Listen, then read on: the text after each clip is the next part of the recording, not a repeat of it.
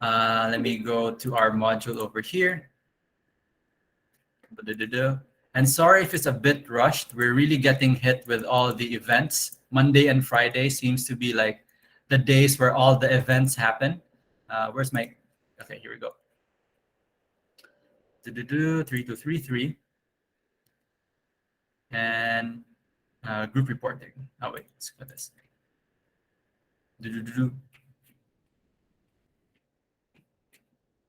I think there's also one report that I really like about, where was it? Departmental towns and buildings. I think it's one here. Let me just... Plaza presentations, local community. I think this is the one.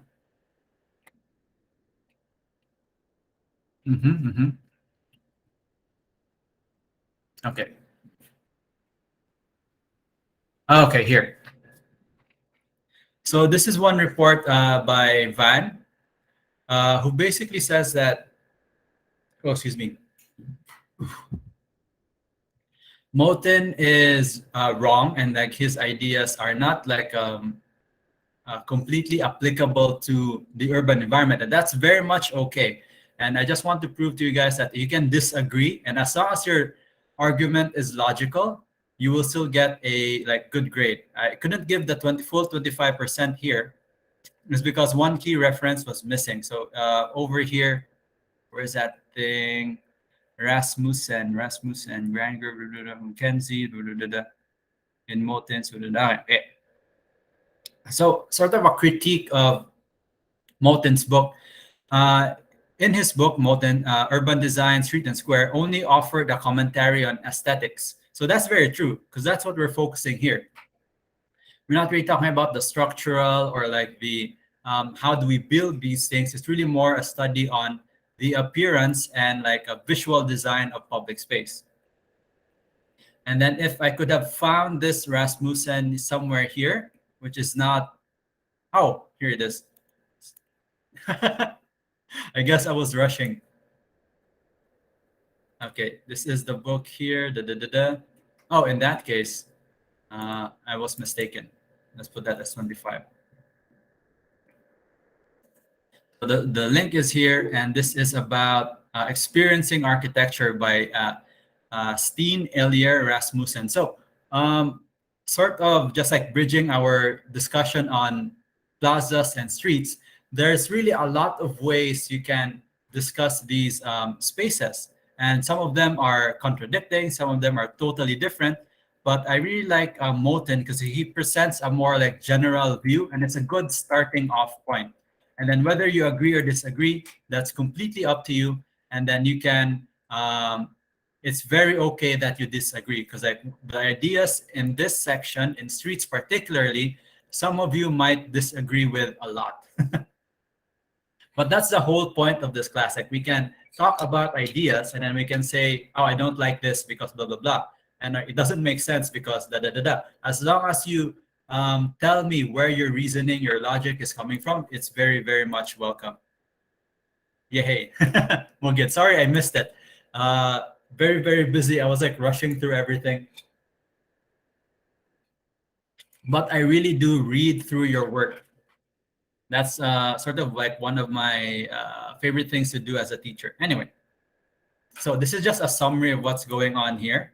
Let me close this, close this, close this. So in the section of streets, page 127 of our book, this is where Moughtin gets a bit abstract or a bit theatrical.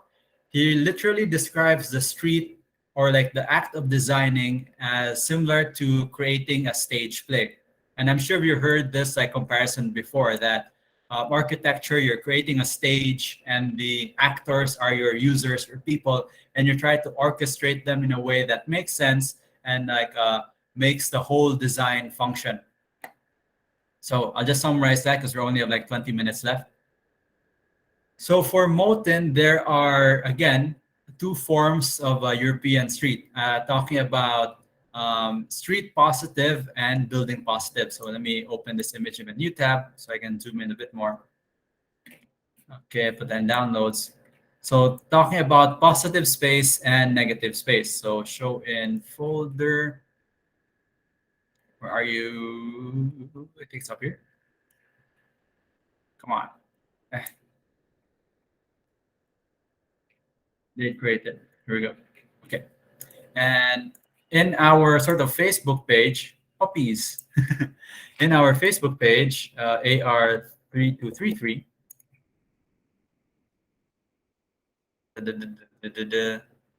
this is really what we mean by positive space and negative space. So you see the letter A.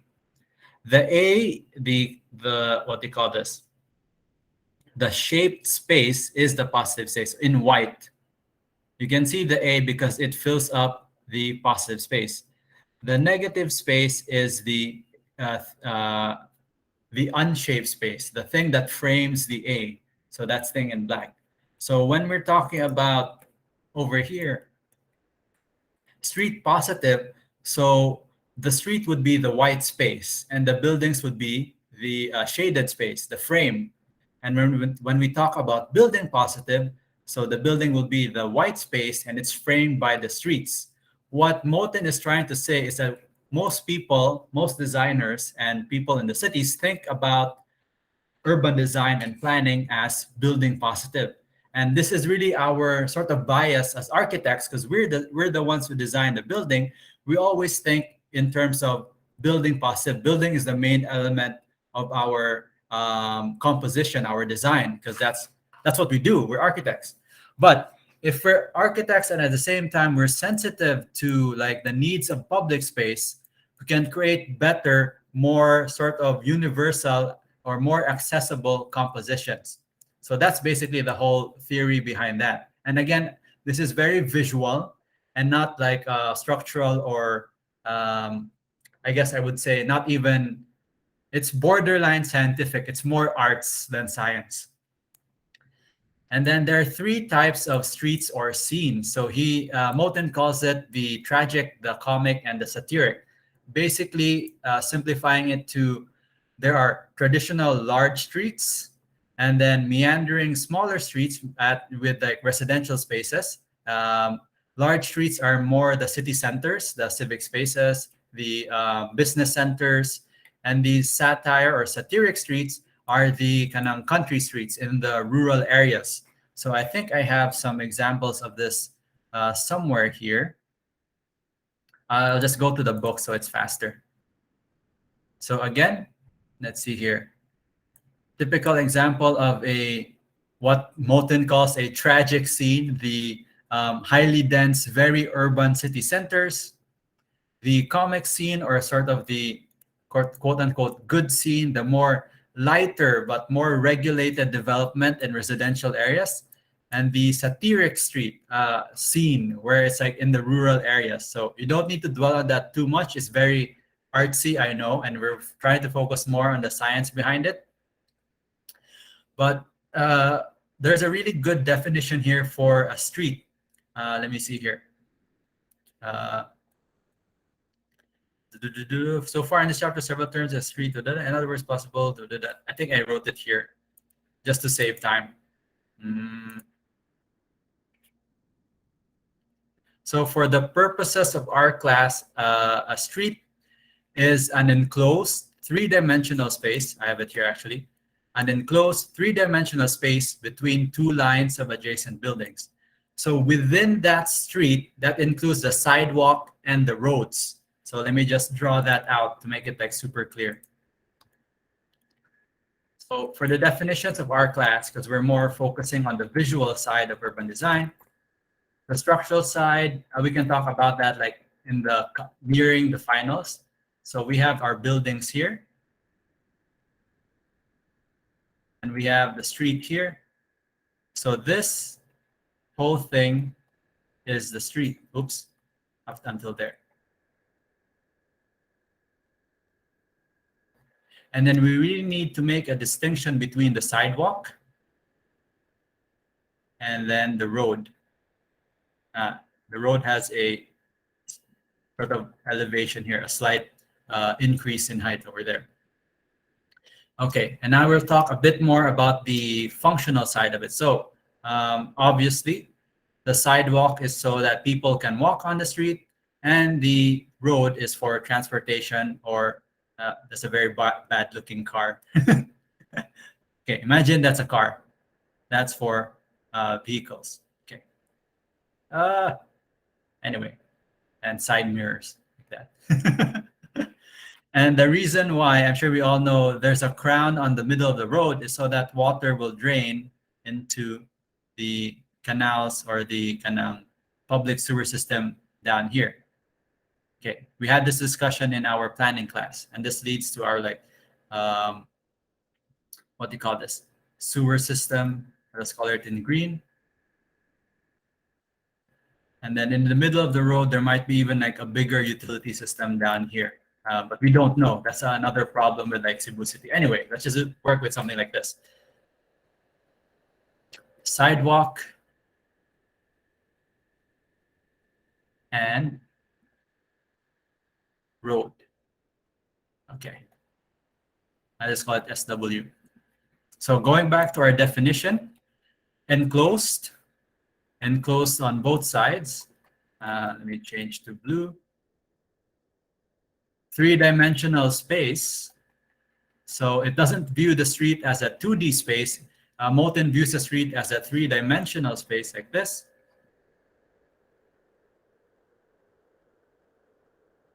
And then you have the sidewalk like this. You have the road in the middle. Just estimating something like that, road in the middle.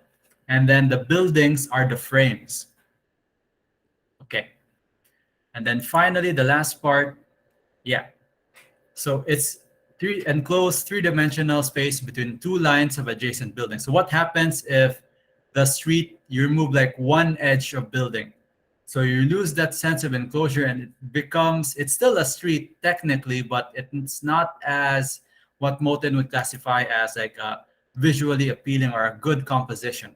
And one thing he really wants to highlight is the road is for movement and transportation only. And then one sort of thing that we're doing in the Philippines, and I think we're doing it an accidental sort of good thing, is we're fully utilizing our sidewalks as gathering spaces and not just spaces for like walking. So I'll just highlight this here. The sidewalk should be able to facilitate walking and also gathering. So that will be in the next section over here. So the functions of the streets, it's a link between buildings that facilitates the movement of people, pedestrians, and vehicles on the road section, but it also facilitates communication and interaction between people and groups. So it binds the local urban community, and it helps create casual interaction, including recreation, conversation, and entertainment. So a good example of a street in Cebu might be a bit difficult to find. Let's see here. So let's take a look at this one, for example. So technically, this is a street, but I'm sure we can all agree this is a very ugly looking street.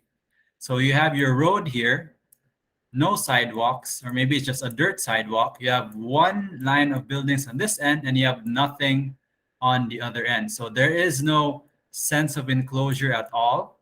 There's nothing sort of to unify this whole sort of scene.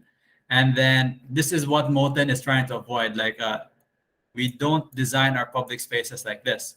And this is really no longer the realm of the architect, but it's really the realm of the environmental planner or urban designer, and or like an NGO or the government. So they're the ones in charge of designing streets and public space. Let's look at Fuente Osmeña Boulevard. So this one is a little bit better. You have actually, if I stand in the middle here, if I can't really stand in the middle, but let's take this scene. Okay, so you have proper sidewalks. You have your road in the middle with an island, additional island, and then you have a row of buildings on both ends. And now this goes back to our discussion earlier about you can have too much vegetation. So specifically in this area, the vegetation is a bit unruly. So you can see here, too much. You can't anymore see the building envelope or the sense of enclosure provided by the buildings. But on the other issue is the building heights are not consistent. So in this area is about 3 stories, and this area is only 1 story. So the sense of enclosure is really not there, or it's a lot weaker, but definitely a lot better than the previous street we were looking at earlier. So anyway, let's look at a good sort of street design. And then we can refer to the book over here. Let me zoom out a bit. Oh, sorry, it's almost 4 o'clock. Just need to find an example. Okay, here we go. Mhm. So this is the Opera House in Paris, Market Square. Wait, figure 10, 11, figure 9. Avenue de Opera in Paris.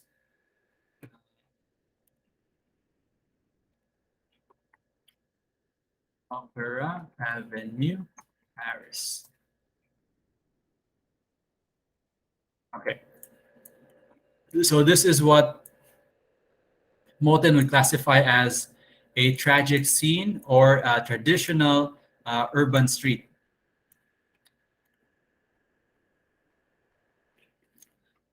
Okay, so again, you see the sidewalk. Look at the sidewalk. You have the road in the middle, and then another sidewalk at the end, framed by 2 lines or rows of buildings. Buildings have similar architectural style, and then you achieve that sense of enclosure provided by this like row of buildings. And I think this is the Paris Opera House here. So it looks visually appealing. It still functions like a street, but it's a lot more appealing than what we showed earlier with Fuente Osmeña Boulevard and the random street like somewhere in the middle of nowhere in Cebu. So if you think the use of Moughtin is really as a guide to create better visual design for our public spaces. The structural design, I think we kind of figured it out already, and it's not really super difficult in terms of like urban design because the sidewalk is just a slab with a bit of foundation. I think sometimes they even don't put the foundation, which makes the slabs like sort of pop up and like uneven. But in general, if as long as you follow standard building procedures, a sidewalk or road should not be more difficult to build than a 4-story apartment or something like that. It's consistent all throughout for the whole length of that street. How do European cities make streets look good? This is really the topic of urban design. So similar architectural styles on both ends here. We'll talk about street proportion in a bit. You'll read that in your section of the book. And then you achieve a sense of enclosure when the physical buildings are of like similar architectural style and building height, and it makes the whole city more memorable and like better to live in because it looks good. The idea is it will make the citizens feel better as well. Of course, there are so many other variables to city life, but at least we can definitely say that this composition or design looks better than what we currently have anywhere in Cebu City. So with that, it's already 4 o'clock. I'll stop recording here. We'll be discussing more of